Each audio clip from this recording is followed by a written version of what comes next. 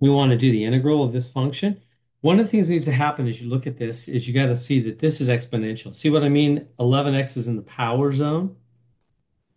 So, and actually, first thing we should probably do on this problem, let's rewrite this thing.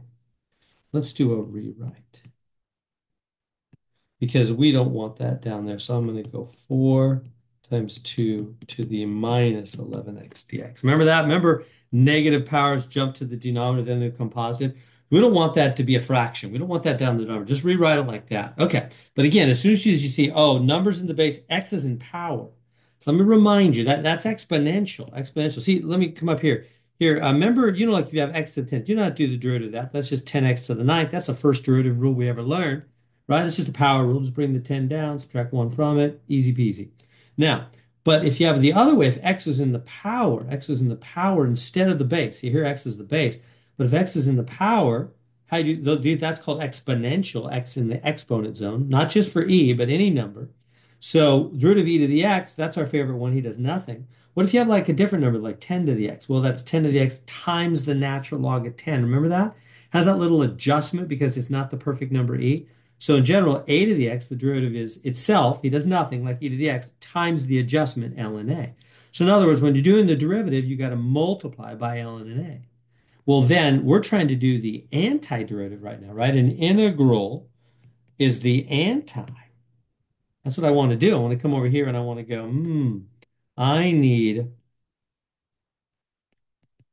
the antiderivative, don't I? Well, how do you do antiderivatives? Well, for antiderivatives, you need to divide by the LNA because it's exactly the opposite. Does that make sense? So if you're multiply, so derivatives of an exponential function, meaning x up in the power zone, multiplies by the LNA, then the antiderivative of an exponential function, x in the exponent zone, would be the opposite, divide by the LNA. Okay. So now, having said all that, we're not quite ready yet because the problem is we don't we don't just have x up here. We have 11. We need to just have regulars. We can't have minus 11x. That's awkward.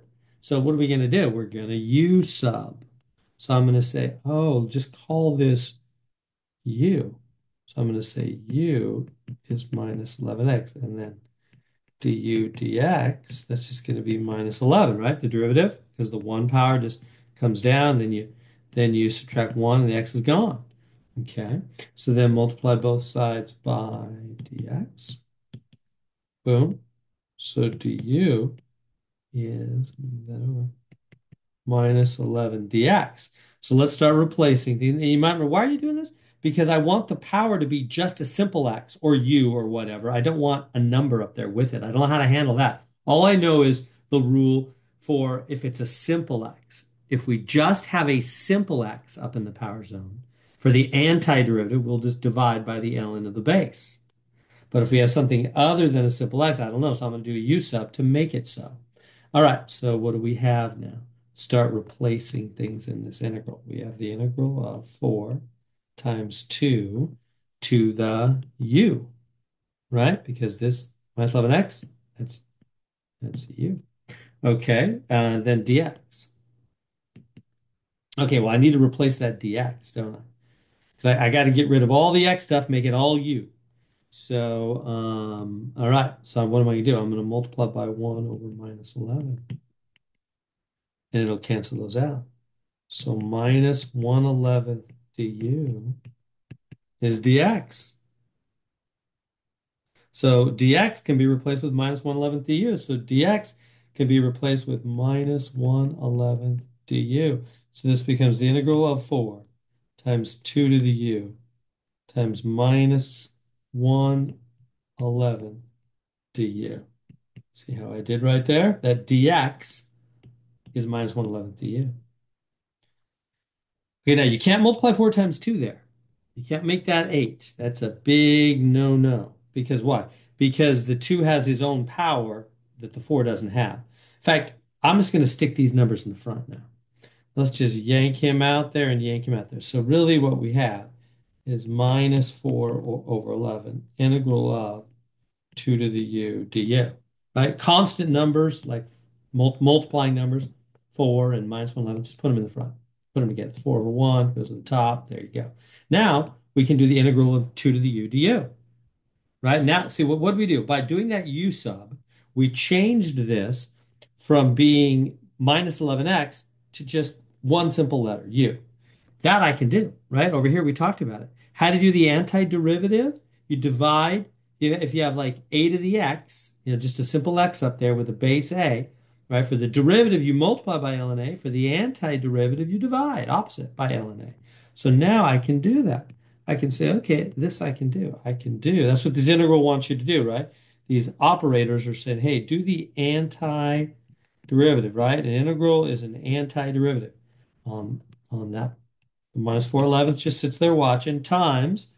And what happens here? This is going to be, he does nothing like e to the x, and normally times, but it's going to divide by ln 2. Did you track with that? Did you see what happened there? Right? That's what the antiderivative, it's like e to the x. E to the x does nothing, but you have to divide by the ln of the base, because that's the opposite of the derivative where you multiply by the ln of the base. We did the antiderivative. We divided instead of multiply. Now we're almost done. Last step is we got to go back to our original x. Plug back in for x. 2, 2. And what was x from the beginning? Or u, I'm sorry. U was a negative 11x. U is negative 11x.